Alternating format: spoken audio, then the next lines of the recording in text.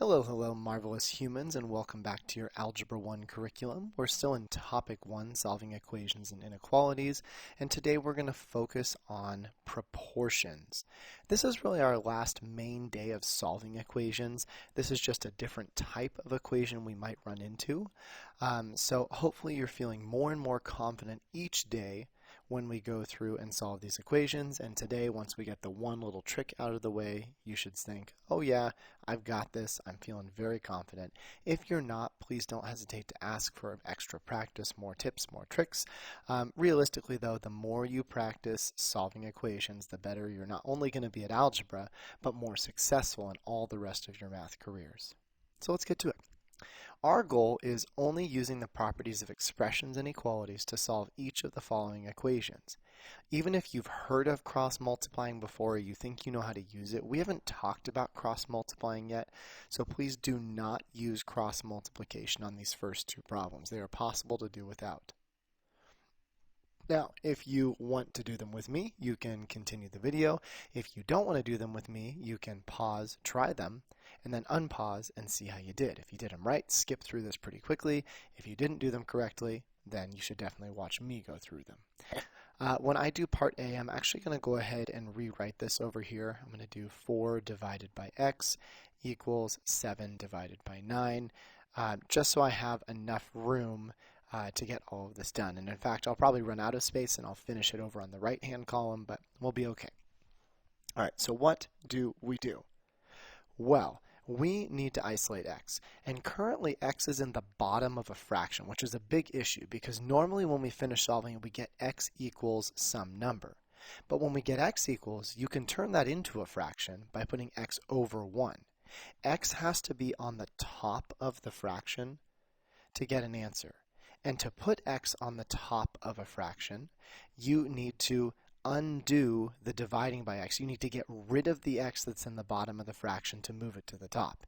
Well, how do we do that? We only have a couple options. We can distribute or we can combine like terms, but there's no parentheses, there's no like terms. And then we can also try adding, subtracting, multiplying, and dividing to both sides. Okay, well, if we look at this, I see a dividing by x. And I know that I can undo dividing by x by multiplying by x. Now, I wrote the x down in the denominator, and that's not actually what we want to do. Because then you would do x times x, which becomes x squared. When we undo this x here, we actually want to multiply by x in the numerator. You might remember from multiplying with fractions, what's really happening here is we have x over 1, and you can always cross-reduce fractions like this. However, another way to think about it is multiplying by x undoes dividing by x. Technically, this is x over 1. These two will undo each other, they cancel each other out, and it just leaves us with 4. Of course, I'm not done yet because I multiplied one side by x, and we know our properties of equality say I better do that to the other side, so I'm going to multiply the other side times x. Now we do want to think of this as a fraction, and we need to remember that when we multiply fractions, we multiply straight across. 7 times x is 7x. 9 times 1 is 9. Now, you might be very excited because x is no longer in the denominator of the fraction. It's in the numerator of the other side, which is good. We want it there. Unfortunately, x is not alone. There are two numbers attached to x, and there's a few different ways to do this, so I'll just give you one option. Currently, I see 7 multiplying times x and 9 dividing. We know we need to get rid of both of those numbers. And although you could use the reciprocal here, and that's great, try it, you'll get the same answer, I'm going to just go one step at a time. I'm going to undo the dividing by 9 by multiplying by 9, and we do that to each side. Those will undo each other, and that leaves me, let's see, 9 times 4, I think that's 36, equals 7 times x. X is almost alone, but not quite. There's still that 7 times, so we need to undo that by dividing by 7.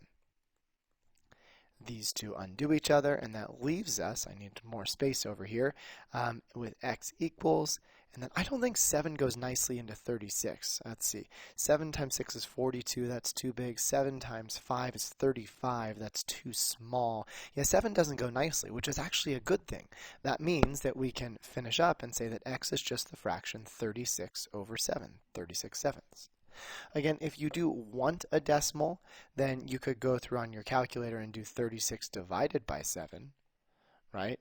And that would give you a not nice decimal, right? It would give you 5.14285, so on and so forth. I always like to go at least 3 digits past the decimal. I think that's good practice to get into. So you could put this if you wanted, but 36 over 7 is a little bit nicer. Don't have to deal with decimals. But do we get the idea? We removed x from the denominator by multiplying both sides, and really just by multiplying, and dividing, we were able to get down to the answer. Let's try one more. Part B, I'm going to do the same thing and rewrite it over here. 7 divided by 3x plus 9 has to be equal to 1/8. All right, first thing we have to ask is x in the numerator or denominator? Well, it's in the denominator again, so my first step is going to be to remove that. But this denominator is a little bit more intimidating because there are actually numbers attached to x. It is okay to group, using parentheses, a numerator or denominator like I just did. So what this really means is 7 is being divided by all of the quantity 3x plus 9. And if I want to divide or undo the division of all of that, then I need to multiply. And we do want to group this when we multiply to show that we're undoing 3x plus 9's division by multiplication altogether. These two will undo each other. Multiplying and dividing by 3x plus 9 are gone. But I do need to do this to the other side, so times 3x plus 9. All right, let's see what I have. 7 is on this side equals 1 times 3x plus 9, because this is 3x plus 9 over 1, and then 1 times 8 is 8. Well, I think we can even simplify a little further, because we know by now if you have 1 on the outside of parentheses, you can distribute the 1. However, you don't even have to, because multiplying by 1 doesn't change anything at all. So I think we're ending up here. All right, now what? Well, we have this 3x plus 9 on the top of the fraction, and it's being divided by 8. Since this whole fraction is being divided by 8, I think probably the easiest way to get rid of the 8 is by multiplying by 8. We could distribute the division, but 8 doesn't go nicely into these numbers, so I think it'll be easier to get rid of the 8 by multiplying first. 8 times 7 is 56, and that's equal to 3x plus 9. I need a little bit more room, so I'm going to take the space over here. 56 equals 3x plus 9. And now look, we're back to solving for just regular x's. The 3 is multiplying times x, the 9 is adding. So we need to undo the addition. We undo the addition with subtraction. 56 minus 9, I think, will give us 47 equals 3 times x. I don't think 3 is going to go nicely into 47 because 4 plus 7 is 11, and numbers only go nicely into 3 only goes nicely into numbers if they add up to a number divisible by 3. 3 doesn't go into 11, so it doesn't go into 47. Let's finish off by dividing, and that's going to leave me with x equals the fraction 47 thirds, and that's that. Again, you can always write that as a decimal, but it's more work. I'd have to pull out my calculator and see what I got. Okay, now, we actually did the 2 longest problems of the day in terms of work. And that's because we're going to look at a shortcut that will get us down to really this step here, or down to this step here, and skipping all the steps ahead of that. Now, why didn't I show you that right away? Well, I think it's important for you to practice strategies and properties that you already know. We could do all this with everything we already knew, so technically today doesn't have anything new. But there is a nice shortcut, so let's get to it. Cross multiplication is a scary, scary, scary idea because people love to use it, but they don't always use it at the right time. Somehow people that learn cross multiplication forget how to multiply fractions regularly. For example, up here, we said when we multiplied fractions, we multiplied them straight across. You've been multiplying fractions straight across since 4th or maybe 5th grade at this point. You always multiply fractions straight across. The shortcut that we're going to learn today is only going to work for something that is called a proportion. All right. When we have two fractions that are separated by an equal sign, we call this a proportion. And we're going to see how this relates to some word problems later on too. But I wanted to show you a generic example. A divided by B equals C divided by D is an example of a problem with proportions. We are allowed to use cross multiplication here. The way cross multiplication works, and I bet you've done this before, your teacher's probably taught it to you in a couple different ways, is we take the number that's in the numerator on one and we multiply it times the denominator of the other. And A times D is the result. So we multiply those two together. Then we take C and B, the other numerator and other denominator, multiply those, and that gives us another product. Last but not least, notice that these two fractions have an equal sign in the middle, and the result still has an equal sign. Some students always impress me when their equal sign vanishes from cross multiplication. Cross multiplication is a cool trick, but it's not cool enough to make the equal sign go away. Really, the point of cross multiplication is it's a fast way to get rid of any fractions in your problem. We cross multiply and take a look. There are no fractions left. Cross multiplication is different than fraction multiplication. You cross multiply when there is an equal sign, but if there wasn't an equal sign, if there was a multiplication sign, you do that normally. If there was just multiplication, you multiply fractions straight across. Cross multiplication only works if there's an equal sign separating those proportions. For a quick example, let's look at part B that we did up above. Right? Part B is 7 divided by 3x plus the number that I've already forgotten, 3x plus 9, equals 1/8.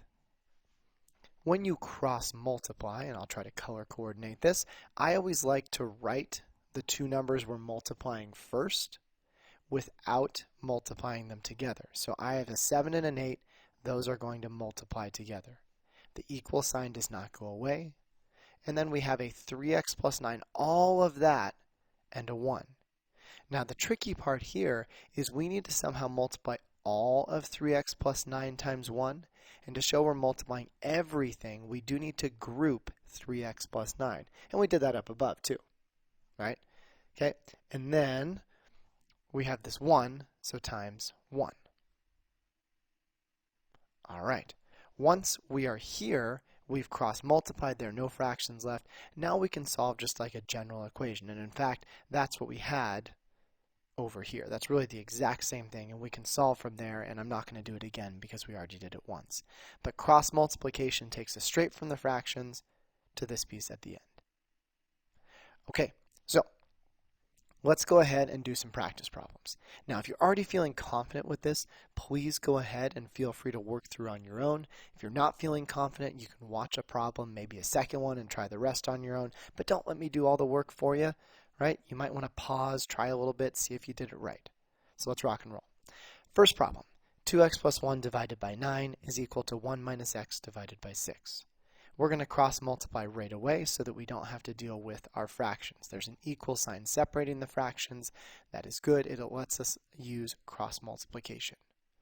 I need to multiply 2x plus 1, all of that, so we need parentheses, times the 6. And then that's going to be equal to the 9 that's over here times all of 1 minus x. Now, a question that a very bright student asked earlier when I was teaching this, they said, well, how come you put the times 6 on the right and the times 9 on the left? And the answer is, there's no reason. That's just the way I was thinking about it. I saw 2x plus 1, so I wrote it first, and then I put the times 6 over here. I saw the 9 first, and then the 1 minus x. If you put a times 9 at the end here, is it wrong? No. You can reorder multiplication. That's a nice application of what we call the commutative property. You can reorder multiplication, and you'll still get the same answer. Once we're here, we're really back to lesson 1.3. We're solving equations that have x's on both sides. Okay? Now, if you need it, I'm going to quickly rewrite the steps over here because there's always 3 steps for solving equations. Cross multiplication is kind of like a bonus. Right? So the 3 steps are this. Step 1. we look to distribute, or could be also and, combine like terms. I'm going to just say comb like terms.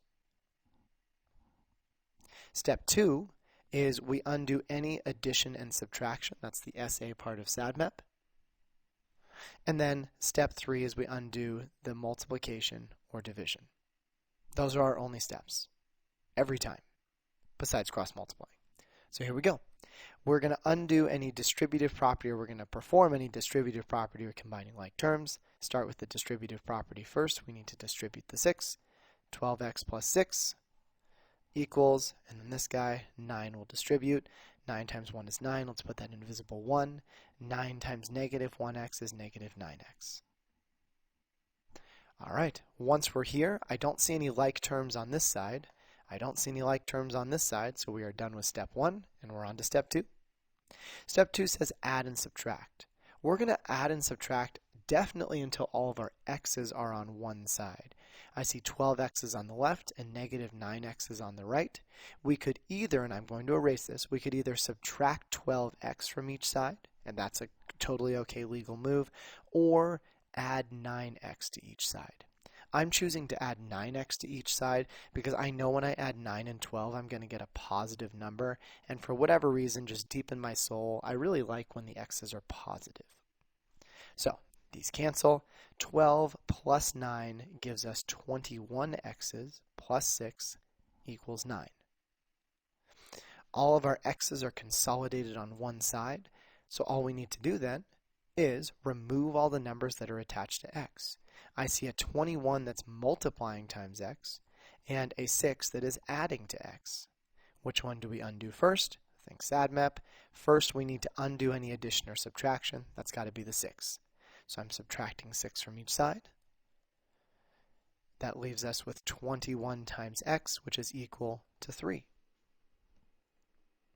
Well, we're not done yet because there's still a 21 that's attached to x by multiplication, so we should probably undo that by dividing by 21.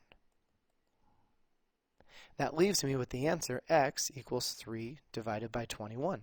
21 does not divide nicely into 3. If you had $3 and you wanted to split that $3 amongst your 21 friends, they would not all get a full dollar. They'd all get less than $1. So it doesn't go in nicely, so you could stop there. However, I bet most of your teachers would prefer if you reduce this fraction. Hopefully we're okay with our multiplication tables and we realize 3 can divide into the top and bottom, which would give us a simplified form of 1/7. Each time we do these, it's really going to be these same steps. It might be different numbers, but it should give you plenty to practice with. So again, at this point, you should be pretty comfortable. Try this on your own. If you need help, you can unpause the video and see how you did. Play it through at 2 times speed so you don't have to listen to me talk. Once you're done with these 4 problems, though, quickly speed through the video to check your work, and then we're going to talk the second page. Ready, set, go.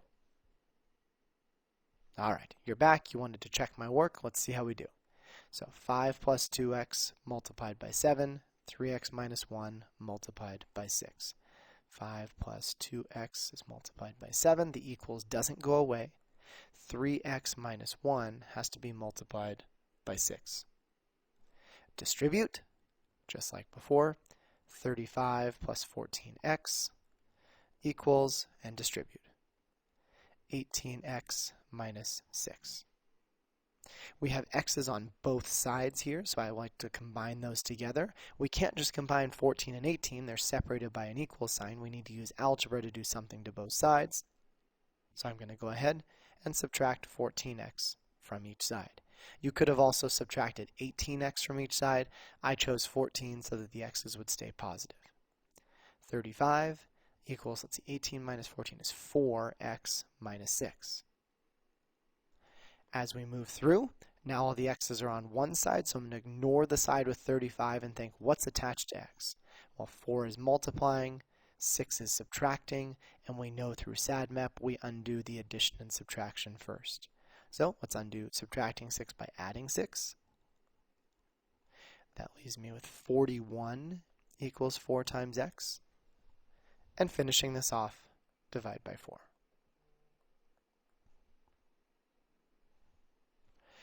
Now, 41 divided by 4. I don't think 4 goes nicely into 41. 41's not even. It has to be even for 4 to go in. And so that's nice because it means we get to stop. Moving on through. Question 3. Cross multiply. Here we go. 1 and 2. This one's already grouped for us. That's pretty nice. So we have 12 times negative 2x minus 1/2 equals x plus 9 times 3. Let's distribute that 12. 12 times negative 2 is negative 24, and don't forget the x that's along for the ride. Ooh, 12 times a fraction. Scary, scary.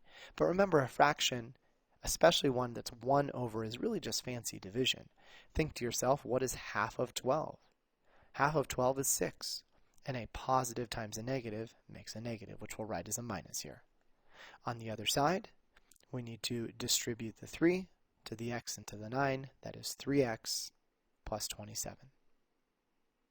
Okay, we have x's on both sides, so we do need to move all the x's to one side. I'm going to do that by undoing the negative 24x, which will make that positive. Nothing horrible. Negative 6 equals, let's see, 24 and 3, that's 27x plus 27. Now we just focus on what's attached to x. There's a 27 multiplying and a 27 adding. We know through SADMAP that we undo addition and subtraction first. And really, once you get the hang of these patterns, you're going to find that all equations pretty much break down to what we're doing here. They're not much harder, not too many fewer steps. It's all about this, and it's not too bad. This, I believe, is negative 33, 6 and 7 is 13, and equals 27x. There's still that pesky 27, though, so we should probably divide that guy off. Anything by itself is 1. It leaves the x alone. And I'm pretty confident 27 does not go into 33, so we have 33 27ths, and don't forget the negative. I've mentioned this before, but you can put the negative in any one of 3 places. You can put it at the 33, you can put it at the 27, or most commonly you can just move it right to the middle. Whatever works best for you, we just need to show that the fraction is negative. All right, last one. We have this 8 that needs to be multiplied by 2x plus 1/4, and the 3 minus 4x multiplied by 5. So 3 minus 4x is being multiplied by 5, and then the 8 is being multiplied by 2x plus 1/4. Distribution time, 5 times 3 gets us 15. 5 times negative 4x is negative 20x. In the middle, still an equal sign. We'll distribute the other side.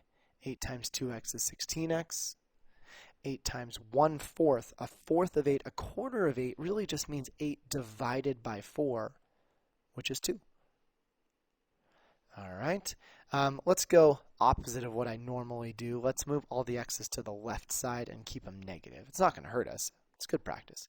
So I'm going to subtract 16x from each side. I'd normally add 20x. I think that's probably a little easier, and if you do that, that's awesome. We'll get the same answer at the end, promise. This leaves us with 15. Let's see, negative 20 minus 16 more is negative 36x's equals 2. What is attached to x? Negative 36 is multiplying, don't forget the negative, and the 15 has an invisible plus here, which means the 15 is adding. SADMAP says we undo division first, like so. Don't forget the negative that's still attached to the 36 and the x, equals 2 minus 15, I think is negative 13. All right, as we move on through, we need to remove the negative 36 that's multiplying, like so. These undo and leaves us with x equals, let's see, does 13 go into 26? 13 times 2 is into 36. 13 times 2 is 26. I don't think it actually goes into 36. It kind of seems like it should, but 13 times 3 is 39. So I think we should probably notice here, though, that it doesn't go into 36, so we can leave it. But look here, I have a negative divided by a negative, and although it is okay to have 2 negatives here, a negative divided by a negative is actually a positive, so I'm just going to leave the fraction as a positive. Let's go ahead and jump onto our second page. The second page is going to be our word problems. So let's see what we can do. A Girl Scout troop uses 14 flashlight batteries, I should probably highlight this important information, on a 3-night camping trip. If they are planning a 7-night trip, how many batteries should they bring? All right, part A. Choose a variable to represent the unknown in this problem. Then write a proportion, including an equal sign, which can be solved. We're not going to solve it yet, which can be solved to find the unknown variable. Well, they seem to be asking about how many batteries should they bring, so let's just use B for batteries. B is always a tough one for me because it ends up looking like a 6, but it's good practice. So, how does this work? Well, we always like to take, and this is kind of an interesting one because there are going to be several different ways to set this up, so I should probably show each of the ways. Let's first go with the two different pieces of information. 14 flashlight batteries to 3 nights. 14 batteries to 3 nights equals, I should do this in color too, 14 flashlight batteries to 3 nights is equal to, well, let's see. On the other side, we had batteries on top. I don't know how many batteries we're going to bring, so we'll put a B on top. But we do know it's a 7-night trip. So when you set up these proportions, you want to make sure that you are matching them up. I put batteries on top for the first one. I should put batteries on top for the second one. However, you could do this a different way too. You could also do the batteries together on one side and the nights together on the other. So you could say, well, 14 batteries per or compared to some unknown number of batteries equals, well, I did 14 on top, which goes with 3, so that's going to give me 3 on top here, which goes to 7, right? 14 and 3 are connected, 7 and B are connected. Or you could have said 14 and 3 and B and 7. It doesn't really matter how you set it up. You're going to get the same answer. All right, so solve the proportion to find the unknown. I'll just take my first proportion over here. 14 divided by 3 equals B divided by 7. Let's cross multiply. First one, second one. Let's see, 7 times 14, we can do some mental math. 7 times 4 is 28. Don't forget the 2. 7 times 1 is 7. Add 2 more. That gives us 9. So 98 equals 3 times B. Well, let's finish this off. To finish this off, I think we just go ahead and we divide or undo the 3 that's multiplying by B right here. This gives us B equals, let's see, 9 plus 8 is 17. I don't think 3 goes nicely into 17, so it's not going to go nicely into 98, but let's take a look. 98 divided by 3 is going to give us 32.6 repeating. So how many batteries should they bring? Well, they could bring 32, but since they want a little bit more, I would say they probably need 33. What I did right there at the end is try to answer this. Does your answer make sense in the context of the problem? And I would say probably no, because you can't bring, I think, can't bring 0.6 repeating of a battery. So we can still make this work. We just should probably say, we should probably round up and say they should bring 33 batteries just in case. That last battery they'll only use part of. All right, let's try another one. A bag of 8 apples costs $1.50 at Walmart.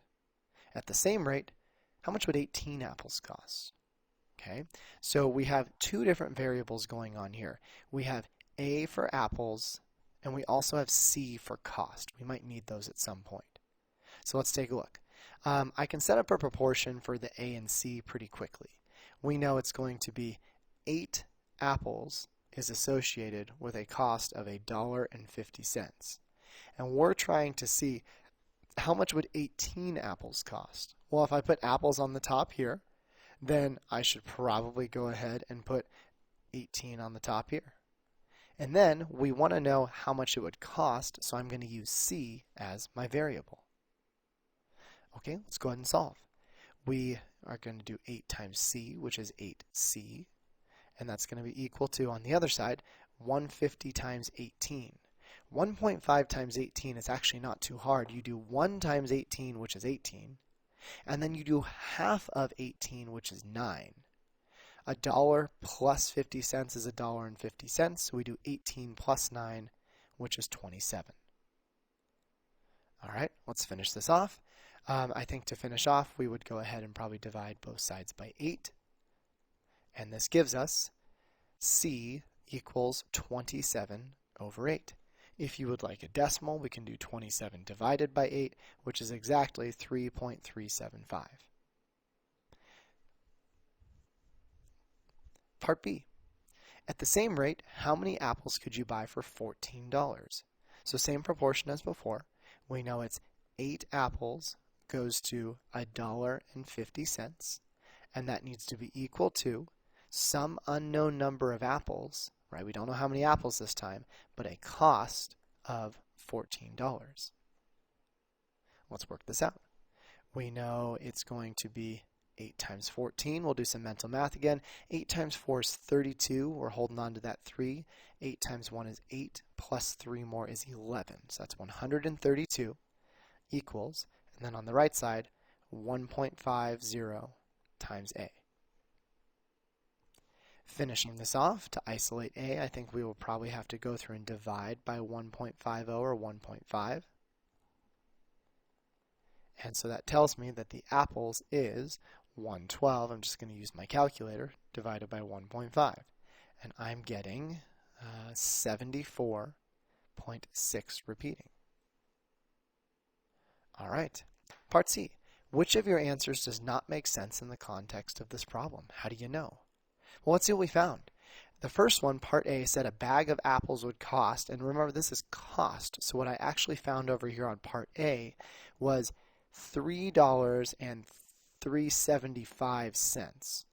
Well, that's kind of weird because our cents only go out to 2 digits. So maybe the third digit is weird. You think they'd maybe round it up? They do this with gas too, don't they? A lot of times they'll go out just like gas is $3, 3.375. And you're like, how do I pay 0.375 of a dollar? So what they'd probably do in the store is they'd round that up and they'd call it $3.38. So maybe it doesn't make a ton of sense, but it works okay. All right, well, this one is kind of weird. We wanted to buy or see how many apples we could buy for $14, and someone said, cool, you can buy 74.6 apples. Well, I don't know what grocery store you shop at, but I'm pretty sure Walmart doesn't let you buy part of an apple, right? What would that be like? You take a bite out of the apple and just say, I'm only buying part that I bit off, or you like carve out a piece? I don't know. So this 0.6 is a little bit weird here. So it's always important to examine your answers in the context of the problem. The context of this problem are the apples and the money. Okay, let's move on to part 3. Stefan has heard from 2 different but accurate sources about the pay range of salaries at a particular company. The first source says that the ratio of lowest pay to highest pay is 3 to 7. The second source states that the top earner annually makes about $57,000 more than the lowest earner. Part A. This situation can be represented as the proportion below. Why? Well, they gave us this ratio. Sometimes you'll see fractions written in this ratio notation, 3 to 7, and it can very commonly be written as 3 over 7. You can even write it the other way, 7 over 3, where 3 is the lowest and 7 is the highest. In addition, we can see on the right side that they used L here. What do you think L stands for in this problem? And if you said, I think L stands for the lowest earner, I think you're correct. So what they've done is they've taken the lowest earner and put it on the top on the left. And they've also taken the lowest earner and put it on the top on the right. Then on the bottom, we're talking about the highest earner. So they say the ratio of lowest to highest is 3 to 7. So the highest earner, we'll do this one in not blue since I already used blue, we'll do it in orange. The highest earner is 7 times the lowest. And also, you could think of it as the lowest plus $57. Now, it's not $57, it's $57,000. So I think what they've done is they've written this in thousands. If you do 57 times 1,000, you're going to get 57,000. So they've written this bottom in thousands. So we have lowest to low, highest to high. How much does the lowest earner make? Well, L stands for lowest earner, so we should probably solve, shouldn't we? 3 to 7 is equal to L plus 57. And then we can go through and, of course, do our favorite cross multiplication trick. 7 times L is one side, and my other side is 3 times the quantity L plus 57. 7L is equal to, let's distribute here, 3L plus, 57 times 3, we have this. 3 times 7 is 21, carrying a 2. 3 times 5 is 15, plus 2 more, that's 17. Can we solve?